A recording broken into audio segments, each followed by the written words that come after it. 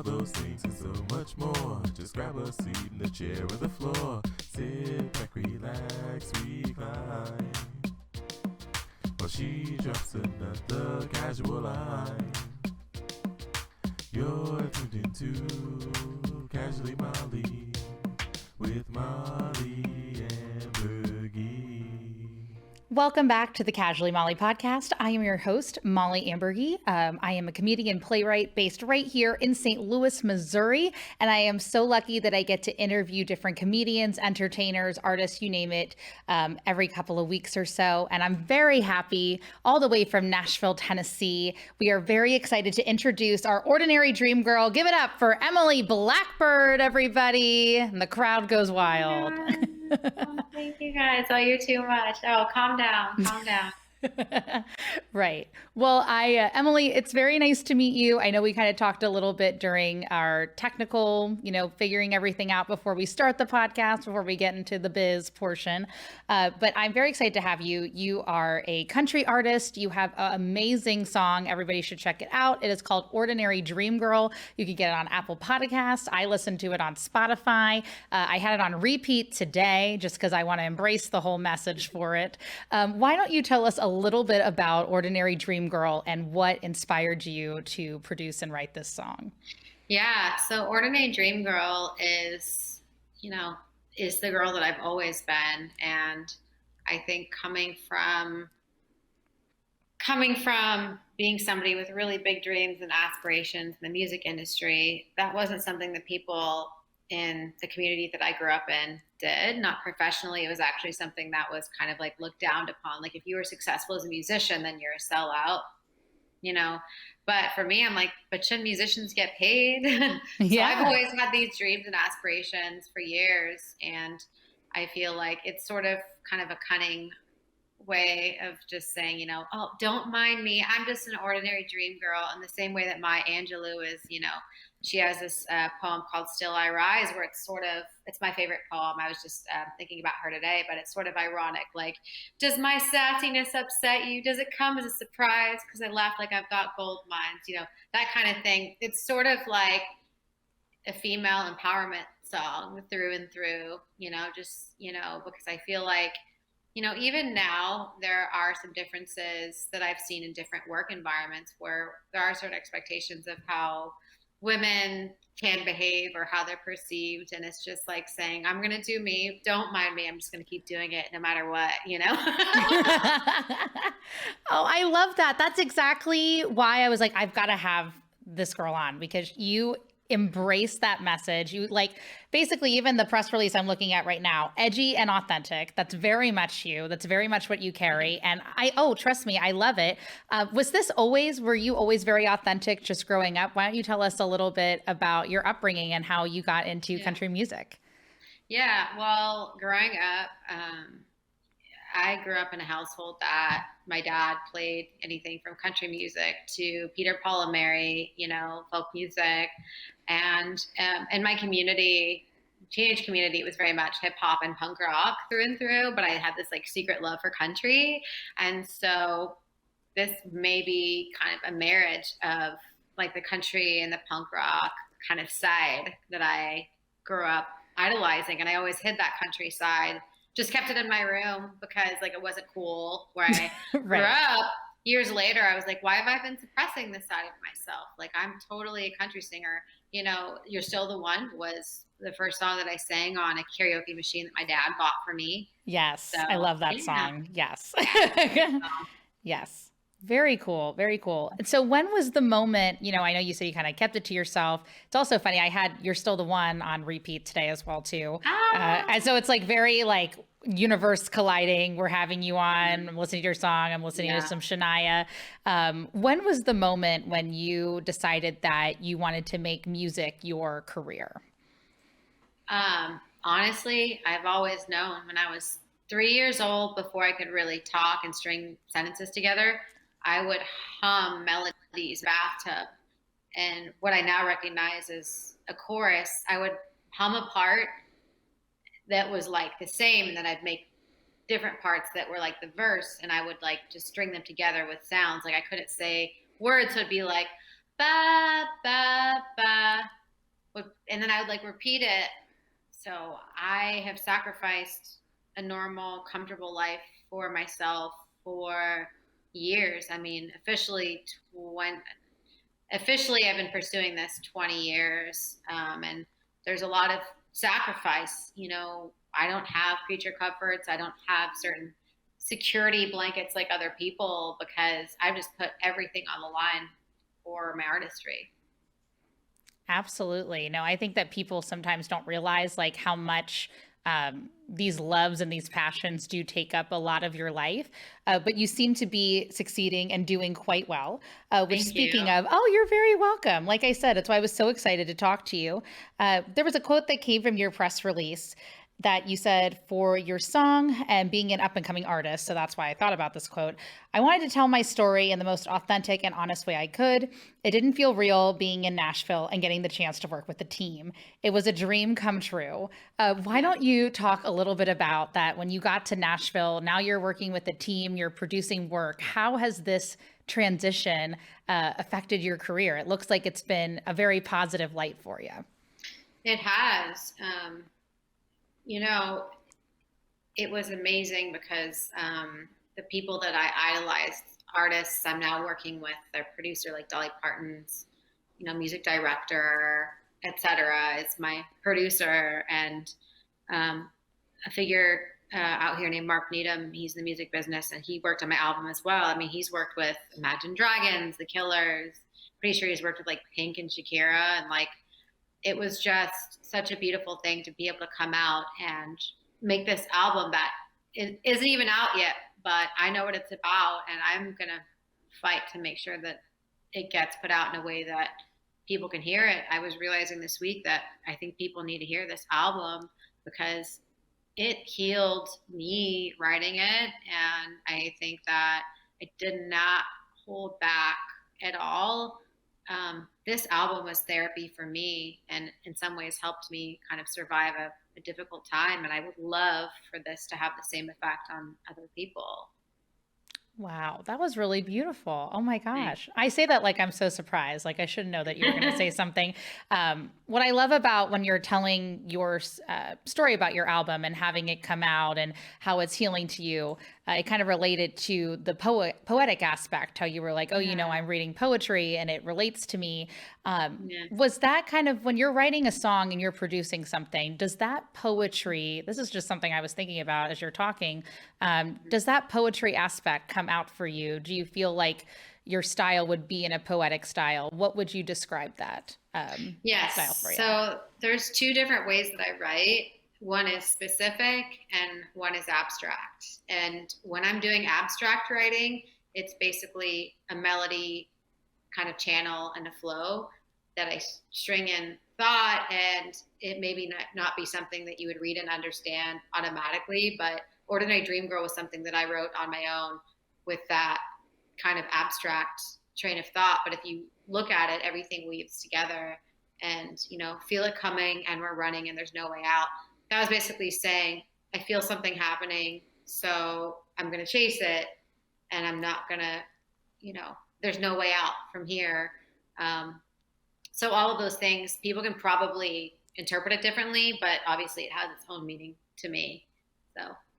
Oh, yeah. Well, I feel like a lot of people, what's beautiful about country music, actually, and especially for the music that you're putting out there, it's just a great way to be able to still relate. Even if somebody isn't a music artist, they can still relate to being, I mean, like I said, I'm not a music artist, I'm a comedian. So I can still relate to being an ordinary dream girl, having these aspirations, going through that struggle. What I'll ask you, you're in Nashville.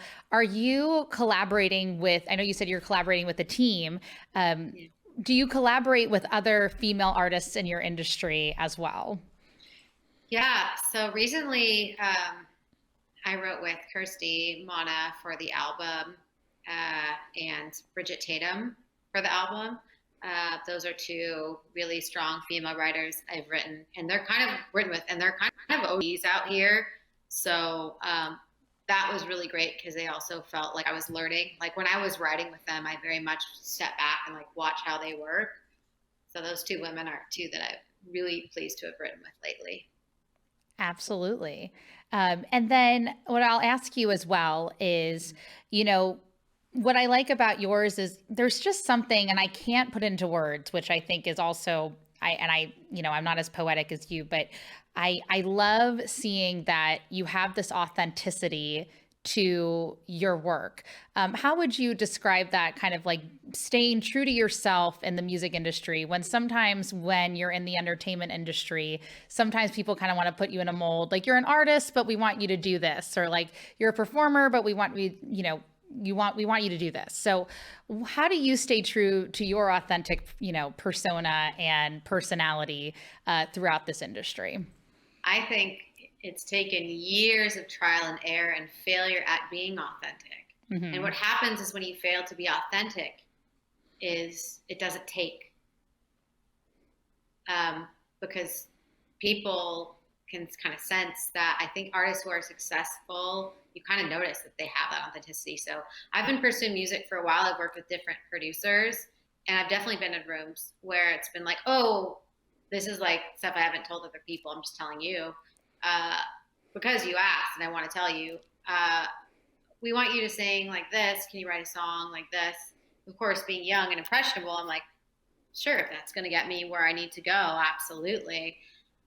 However, probably wasn't authentic, and so I can't be consistent if it's not authentic. If you're authentic, you are naturally consistent. But some people find that younger, older. I feel like we're all trying to find our authenticity, but mine has honestly been through trial, error, failing, pain, struggle, and eventually when you peel all those layers off, you are left with yourself.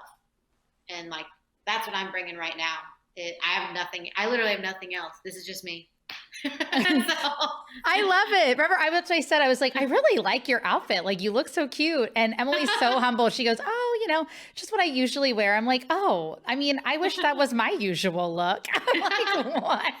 I'm like, I'm surprised I brush on my hair sometimes on certain days. But oh yeah, no, but it's good to talk with somebody who, I mean, that's really great of you to admit about talking about trial and error. Cause I feel like, again, I mean, I know we have different people who listen to this podcast in different fields, but in the entertainment industry, there's a lot of trial and error and finding your voice and becoming who you are. And that's what I wanted to ask you is, you know, did you have a certain like performance where it kind of all came together for you and you were like, this is who I am. This is what I'm portraying for everybody right now. Was there a specific moment, and time that you felt that?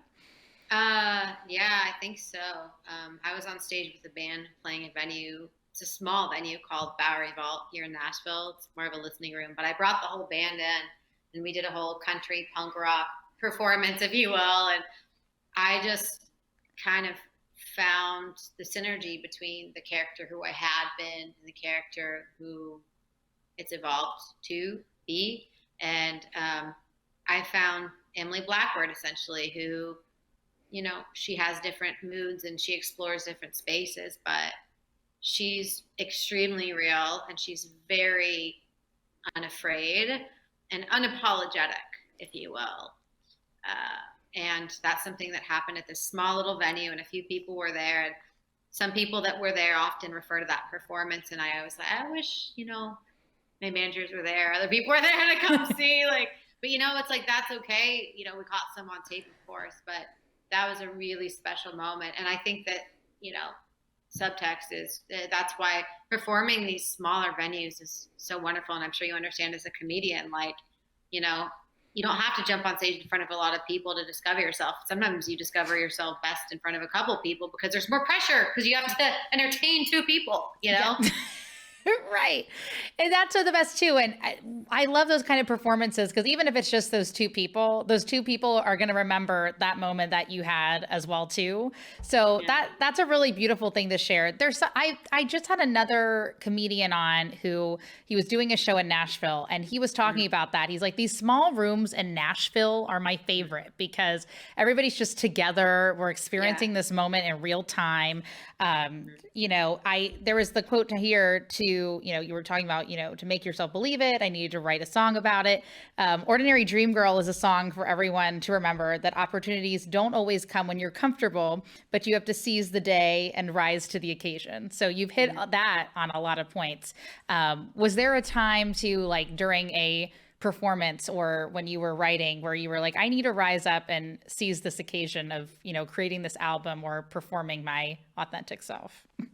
Yeah, I mean, it is Ordinary Dream Girl because that was the last song that was written for this. It wasn't planned. We didn't really need any more songs at that point. Oh, wow. I was just sitting in my Airbnb, and I think I got in a disagreement with, like, my boyfriend at the time or something. Yeah, of course. And and actually, you know what it was? It wasn't that. The true story is there was a guy who was going to write with me, and I'm going to be blunt. He kept asking if we could meet at night in person to write, and, like, at a bar.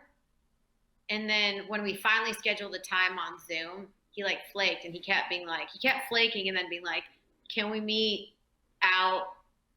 And I'm like, nah, man. And so I said, peace out. And then I was like, well, screw it. Pardon me. If he's not going to show up, I'm just going to I just picked up my guitar.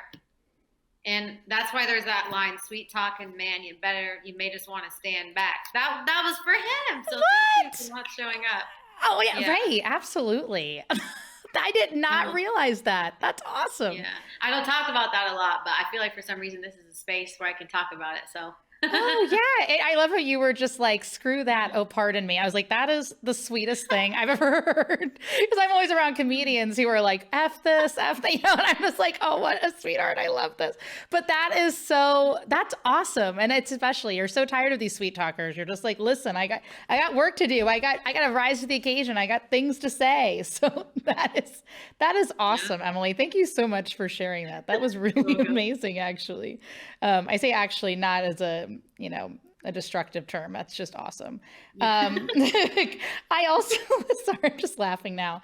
I love to, in this release, it says, as a self-described rhinestone rock and roll cowgirl. Is rhinestones kind of like your kind of like attitude for, like, I know like people are like diamond's a girl best friend, but I mean, I love rhinestones. I was on dance team. Is that kind of a big thing for you as well? Yeah. Yeah, I like rhinestones a lot. I have like a jacket that has rhinestones on it. But it just seemed like the most specific, short and sweet way to describe my artistry. So yes, absolutely. I'm not to talk about, fashion, but I think that's awesome too. Thanks. I'm like, okay, there's no rhinestone cowgirls. There's only like cowboys. Yeah. So that's why I kind of did that.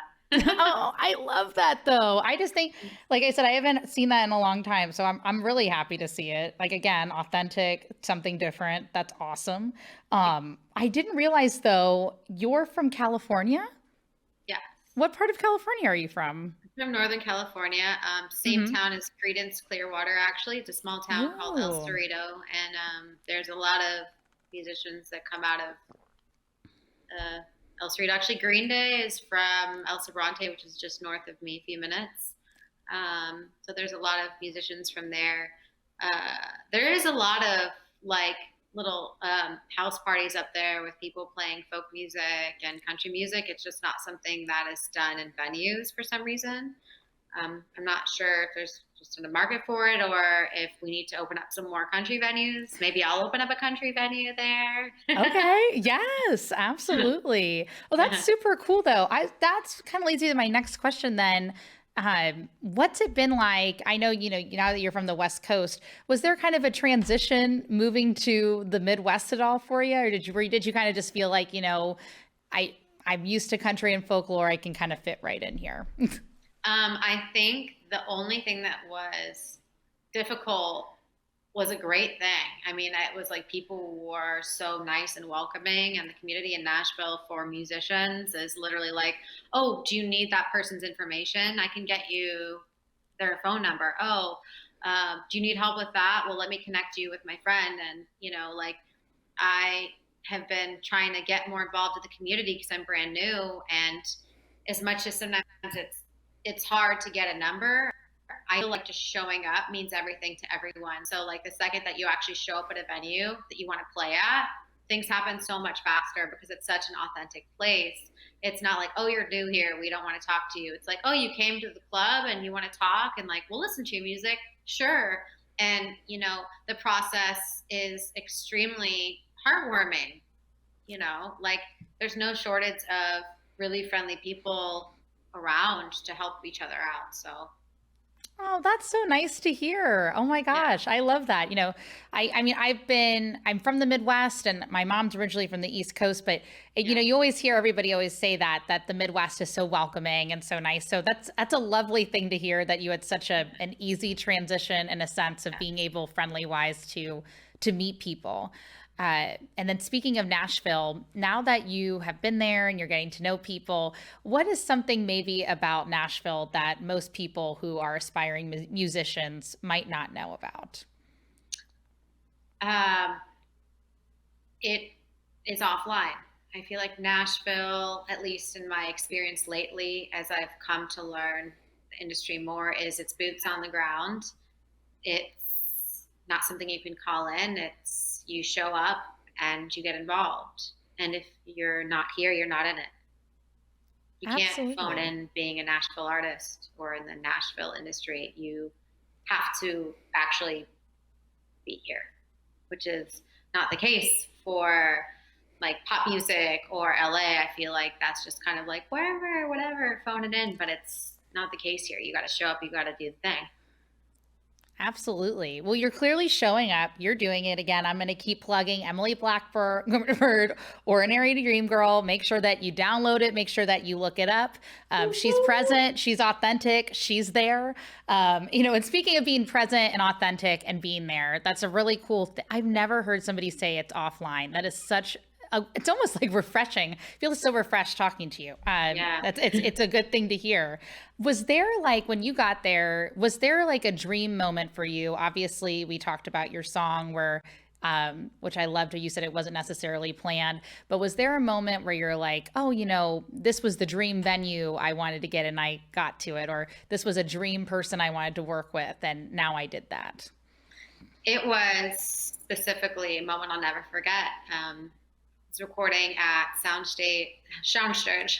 I know I did it too. As a Yeah. singer, I can't like say words sometimes. It's crazy. Like, how do you sing if you can't actually talk? I don't know. I was at Soundstage Studios, and I'd always heard that country acts record live. I thought that was like an old school thing. Well, no, the album was recorded with a band in the live room with me singing along. So, there were some vocal re-overdubs, obviously, for level purposes to get the right take, but all the music was done with me live in a room. And I've never had that experience, like literally hearing it like it's on the radio and all the guys playing it that I've never met before perfectly, beautifully. And these are my masterpieces. This is my baby. I mean, I had trouble like not crying the whole time. I was just like, and I took videos, and it's funny, like a year later, I actually reconnected with some people from that session, like the guitar player, Rob McNelly, who's like, pretty sure he's like country guitar player of the year every year. Okay. The engineer, Joel, and I've just like reconnected with the people from that amazing day. And we still talk about it like, whoa, that was such an amazing day. And a year later, they actually remember me. These are people who work in tons of sessions, but there was a special energy in that room that day that I will never forget. Oh wow. That is a really cool experience. I had no idea. It's just like what you talked about, doing that in a room. So I'm learning about the music industry just talking to you. So thank you again for sharing that. I speaking of energy too, it's you're talking about the band and I kind of love that you guys hadn't even met and everything just kind of came universally, like I don't even know, like universal powers, whoever's involved, like I think that's really great that it just all came together for you. And it's sometimes those moments are so precious. What I love too is as a singer you have such a connection with your bandmates and people that you work with. For your band specifically, did you pick those people out or were you just kind of, people were like, oh, here's this person, you should talk to this person? How does that normally work for somebody in the music industry? for the recording sessions or the live band. So for the sessions was all by Kent Wells, the producer, because he's worked with everybody out here, and he put together the best players that you could possibly imagine for the session, and definitely like check something off the bucket list there. So I almost felt like even if nobody hears this album, I was here, you know. Exactly. Like, I made it. It happened. No, even if I'm working at the coffee shop next week, I still made it. I'm here. That's the way it is. I mean, hey, you came all the way from California to Nashville. Good for you. You made it. You're here. Now you mentioned too, now for the live band, was that the same way? Did your producer pick out your band there as well? No, I actually went around to clubs my first 2 weeks in town, and I just went to shows, and I just found players that I liked, or I met people organically. And actually, Nick Sheehan, wonderful multi-instrumentalist, songwriter, especially, he was doing the Bluebird Cafe. We were both artists performing that night. I didn't have a car, so I literally was like at the end, like, can anybody drive me home? He's like, I'll drive you. And then we were in his car, and I was like, hey, do you play an instrument? He's like, I play bass. And I was like, cool, man, do you want to be in my band? He's like, sure. And I was a bass player. I phoned a friend out here and then just said, hey, do you know a drummer? He's like, yeah, this guy named Drew Marshall's pretty good. So I gave him a call, put all these guys together like that, went in a room and just, played together. And it was, there you go. One guy I found on Instagram, he came too. But I kind of like that. I think, again, sometimes just like reaching out or connecting through people, because a lot of the entertainment industry is about networking. And then it's also about like feeling a good vibe as well with somebody too, especially, when you're writing music, and it just goes back to the poetry and feeling things and understanding people and having people want to support your dreams and understanding you, which leads me to my other question too. For somebody who is an aspiring musician and artist, just like yourself, and singer, what would you tell them if they wanted to move to Nashville that maybe you would have wanted to tell yourself moving forward, or to anybody who is an aspiring country music artist like yourself? Yeah. Be ready to put yourself out there. There's no smoke and mirrors, and just be yourself.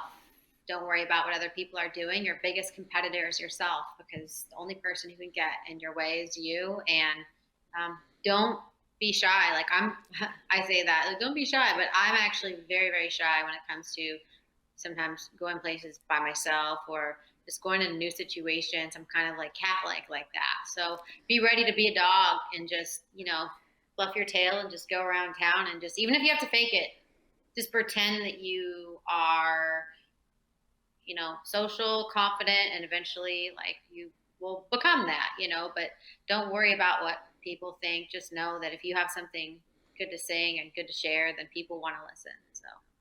Oh my gosh. I would have never put you as somebody to be shy at all. Like, I was like, oh my gosh, she's so talkative. She's so friendly.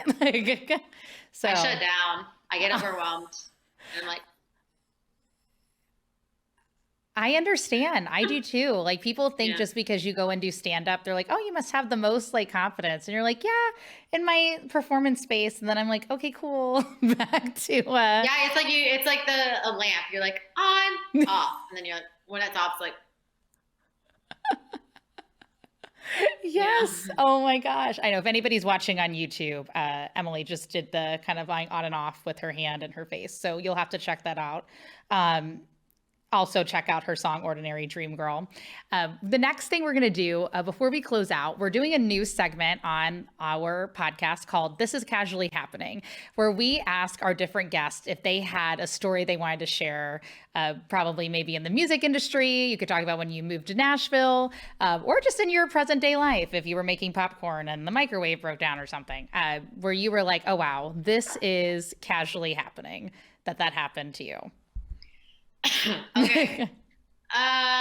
When I was 13 years old, I was in a chat room for this band I liked. And there you go. I made some friends, in Southern California who actually had mutual friends to me, same age. And we decided, I was like, I'm going to go down there and play my music because I figured if you go down to Hollywood and play a venue once, you blow up, right? So I was like, let's get on the radio. So I booked a show at the Whiskey Go-Go, and I had rehearsal with this band. I actually flew out, and my mom let me fly out. God bless her. She let me fly out by myself and like stay at my friend's house that we really didn't know that well. Mm-hmm. So I went out there and, very confidently. And the day of my show, like none of the band like showed up. So I had to I had 10 minutes to put together a set, and it was just me and my guitar. And, with no band, nothing. And, I guess they just flaked out or smoked too much or something sketchy happened, but I ended up still playing the show, and I came up with the whole set last minute. And, the guy, the Whiskey Go-Go, filmed it. And I remember him saying, someday I'm going to be able to say that, I saw you play, and I was sitting there crying, like, my band didn't show up. But, I think that, I'm in Nashville now, and I'm playing by myself out now, and it's actually something that people love. So sometimes you get pushed with the force into what you're supposed to be doing, whether you like it or not. But, that was pretty crazy experience. Oh my gosh. Oh my God. But I think you need those Whiskey Go-Go experiences like that. So that way, when you do have those moments like you talked about earlier, where you're like, oh, I felt so authentic. I was me. I've worked with, my producer who worked with Dolly Parton and all these things. You never thought at that age that all these amazing things were going to happen to you. And then now you're here and you're talking about these really amazing things in your life. So if that's it's an inspiration to me. I was like, oh, today's kind of been a rough day here in St. Louis. And now I'm like, okay, I can do this. Emily Blackbird has inspired me. You were an ordinary dream girl then and now. So thank you. Oh, of course. I really appreciate your time. Before we head out, why don't you tell us again about Ordinary Dream Girl and where we should look up the song? Yes. Ordinary Dream Girl is all over Apple Music, Spotify. You just have to you can just Google Ordinary Dream Girl, Emily Blackbird, and the link should come down. Instagram at Emily Blackbird Music. Pretty much most of my links are Emily Blackbird Music. You can go to emilyblackbird.com as well if you just want to find everything. It's all going to be redirected at emilyblackbird.com. But I'm very active on Instagram. Yes. And we've got her handle for, again, who are following on YouTube at Emily Blackbird Music. Look her up. She's very talented. And I'm not just saying that because she's in the other window on the screen. So you can tell them what you really think. Exactly. She's really weird. And I will write that in the comments. I'll be like, under all of your social media, be like, it's weird, but it's great. No, trust me, I would not have you on if I didn't like you. You're awesome. Again, everybody, please casually subscribe to the Casually Molly podcast at the Casually Molly podcast. Get us on Instagram. You can also follow me at Molly Ambergy. We have a lot of exciting things and interviews coming up, including this lovely one with Emily Blackbird. Make sure that you share with your friends. Before we actually play your song, Ordinary Dream Girl, I'm just going to keep repeating it until everybody clicks on it and likes it. I always ask my guests, what are you going to casually do now that our interview has ended? I'm going to casually make dinner and pet my cat, who I just took to the vet today. Oh, what kind of cat do you have? She's a Russian blue, so she looks like a big gray panther. She's huge. Oh my gosh. Yeah. Okay. No big deal. Oh, Emily, I appreciate your time. I'll let you spend some time with your cat and go eat. And for everybody who has been listening and watching, thank you. And you're casually about to hear Ordinary Dream Girl by Emily Blackbird.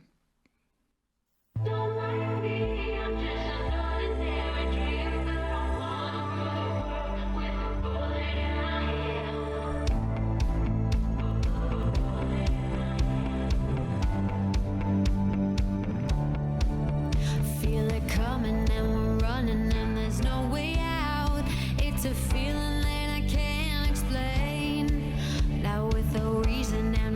reason they can hear me now. I'm gonna jump on the back of this train. Came a long way from just dreaming, 'cause we keep believing that somewhere way down the line they could hear what we're saying. I didn't see it coming. The diamonds in the world, they gonna shine, shine. Don't like me, I'm just an ordinary dream girl. Wanna rule the world with a bullet in my hand. Do that sweet talking man. You may just wanna stand back. This trigger's gonna snap. Keep it moving while you can. I'll keep it moving while you can. Evolution's revolution, push beyond the ground. Nothing left but a sound. When times get rough, we come out tough beyond the hollow crowd. I never took the easy way out. Came a long way